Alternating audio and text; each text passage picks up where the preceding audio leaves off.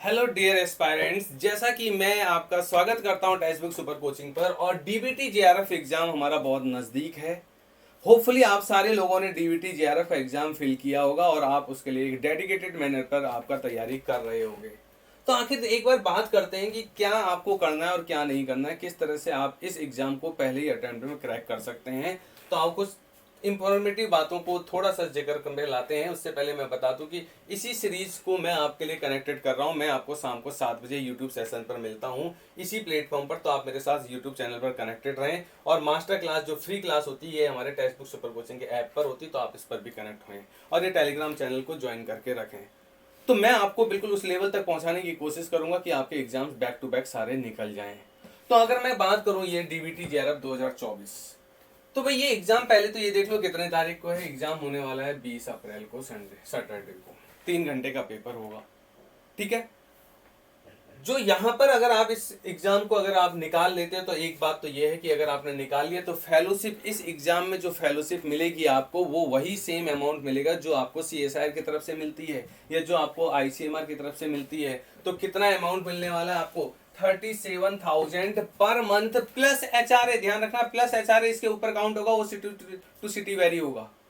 तो इसका मतलब एक अमाउंट आपके पास अच्छा खासा है, पर ईयर नहीं पर मंथ फेलोशिप है, ये आपको यहाँ पर मिलेगी। और एक कंटिजेंसी अमाउंट आपको मिलता है एनुअल बेसिस पर, ठीक है। अब बात करते हैं, अगर मैं इसके पैटर्न ऑफ एग्जामिनेशन की बात करूं तो पैटर्न ऑफ एग्जामिनेशन में आप देख पा रहे हो कि यहाँ पर ये पेपर केवल और केवल इंग्लिश में होने वाला है। इस बात को ध्यान में रखना है, हिंदी में कोई भी लैंग्वेज नहीं आने वाली है। The pattern of question paper will be comprise MCQs question होंगे केवल, कोई एमएसक्यू नहीं है, एमसीक्यू है। अब यहाँ पर दो सेक्शन है, देखो, एक सेक्शन ए है और एक सेक्शन बी है। यहाँ पर एक सेक्शन ए है और एक सेक्शन बी है।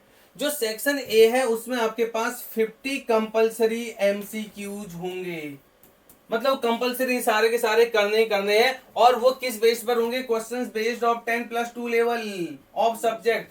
10+2 लेवल पर जो आपके सब्जेक्ट है, जैसे general science, mathematics, chemistry, general aptitude, analytical quantitative ability, general biotechnology, and each question carry 3 marks.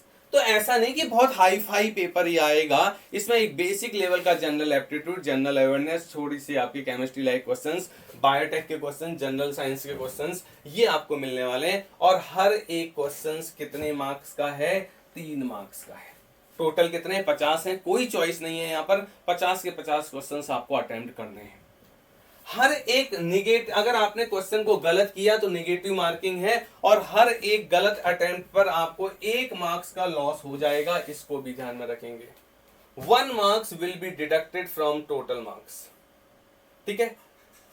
जो पार्ट बी है उसमें, क्योंकि यहाँ पर बहुत सारे अलग अलग कैटेगरी के स्टूडेंट एग्जाम देते हैं, कोई मैरीन बायोटेक का है, कोई एग्रीकल्चर बायोटेक का है, तो हर लोगों को ध्यान में रखते हुए एक उसमें अलग अलग डोमेन है, इसलिए चॉइसेस ऑफ क्वेश्चंस यहाँ पर बहुत हैं। आप देखो यहाँ पर आपके पास कितने क्वेश्चंस हैं? यहाँ पर आपके पास 150 क्वेश्चंस आपको सॉल्व करने हैं। और 150 क्वेश्चंस अगर आपको सॉल्व करने हैं तो उसके लिए अलग अलग एरियाज होंगे। और यहां पर 150 में से अटेम्प्ट कितने करने हैं? Only and only 50। तो आप जिस भी बैकग्राउंड के हो, आप अपने बैकग्राउंड के अकॉर्डिंग तैयारी कर रहे हैं, उसी बैकग्राउंड से आपको क्वेश्चंस मिल जाएंगे, क्योंकि 150 में से केवल 50 ही निकालने। And each question carries 3। यहां पर भी हर एक क्वेश्चन कितने मार्क्स का है? 3 मार्क्स का है। So there will be negative marking for each incorrect response। तो और एक और चीज ध्यान में रखना कि मार्किंग निगेटिव है, अगर गलत किया तो जाएगा लंबा चौड़ा, 1 नंबर यहाँ पर लॉस हो जाएगा, ये आप ध्यान रखेंगे। और अगर आपने कोई क्वेश्चन अनअटेम्प्ट किया है तो उसका कोई मार्क्स आपको दिया नहीं जाएगा। अब आप सोच रहे होगे 150, तो भाई ध्यान रखना यहाँ पर जो पार्ट बी है वो अपने आप में अलग अलग डोमेन का सिलेबस है। तो आपका जो डोमेन नहीं है उससे रिलेटेड क्वेश्चन दिख रहे होंगे तो वो आपको अटेम्प्ट नहीं करने, उनको तो आपको छोड़ देना है। आपको वो क्वेश्चन अटेम्प्ट करने जो आपके डोमेन के हैं। तो इसलिए बिल्कुल घबराने की जरूरत नहीं है। तो जैसे मैंने यहाँ पर बता दिया कि अगर मैं यहाँ पर जनरल कमेंट्स अगर मैं बात करूं, question paper will have 2 parts, ये हमने बात कर दिया है, ये तो बात हमने कर ही दी है। इसके बाद अगर मैं यहाँ पर देखते हैं ये पार्ट ए, जो आपका एप्टीट्यूड एंड जनरल बायोटेक्नोलॉजी का है, इसका जो सिलेबस है वो मेरे टेलीग्राम चैनल पर डाल दिया गया है। ये आप देखो, ये टेलीग्राम चैनल का लिंक यहाँ पर रिप्रेजेंट हो रहा है। इसी टेलीग्राम चैनल पर आपको इसका क्या होगा, पीडीएफ, ये आपका सिलेबस का पीडीएफ शेयर किया गया है।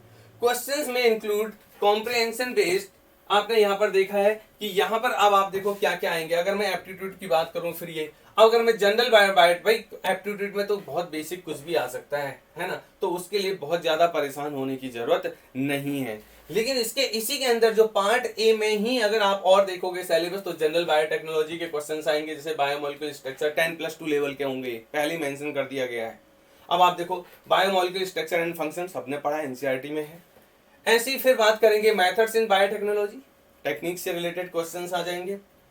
ऐसी organisation of structure and function of prokaryotic eukaryotic cell, भाई बेसिक 10+2 लेवल की सेल बायोलॉजी, ठीक है। पार्ट ए के लिए बात कर रहा हूं मैं, ये सेलुलर प्रोसेसेस, ये सब पार्ट ए पर के लिए सिलेबस डिफाइंड है। सेलुलर कम्युनिकेशन, फिर उसके बाद इम्यूनोलॉजी, उसके बाद ये आरडीटी बहुत इंपॉर्टेंट, ये सब आपको +2 लेवल के क्वेश्चंस आपको यहाँ मिलने वाले हैं। और फिर आप जेनेटिक्स, फाइलोजेनी एंड इवोल्यूशन के क्वेश्चन मिलेंगे।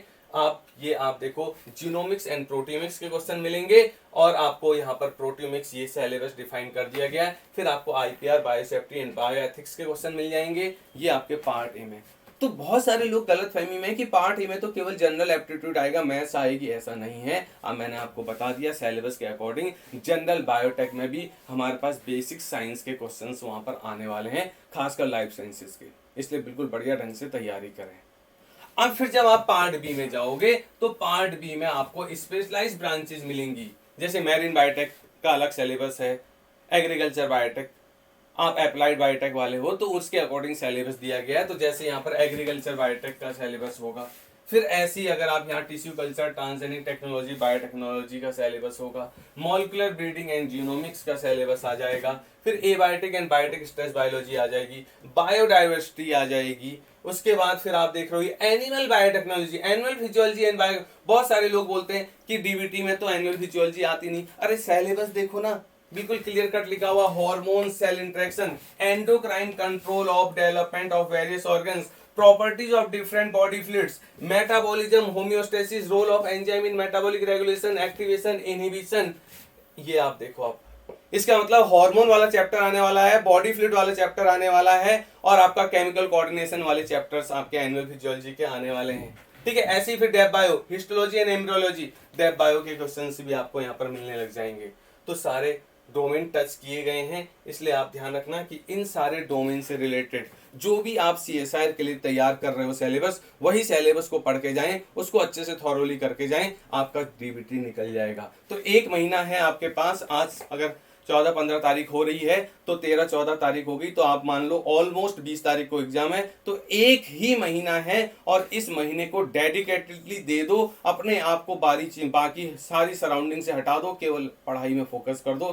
प्रीवियस ईयर के क्वेश्चंस इसके साथ लगाओ, डीबीटी के लास्ट 5 ईयर के क्वेश्चंस अब ऑफिशियल साइट से डाउनलोड कर लो और आराम से उनको लगाना स्टार्ट करो, थोड़ा सा डेडिकेटेड मैनर पर, और मेरे साथ आप जुड़ जाओ इन्हीं चीजों को इनहेंस करने के लिए। मैं आपको मिलूंगा शाम को 7 बजे यूट्यूब चैनल पर, इसी यूट्यूब चैनल पर। तो मेरे साथ जुड़ो, मैं आपको प्रैक्टिस करा रहा हूँ, तो आप बहुत कुछ सीख जाओगे। इस टेलीग्राम चैनल को ज्वाइन कर लेना, ठीक है।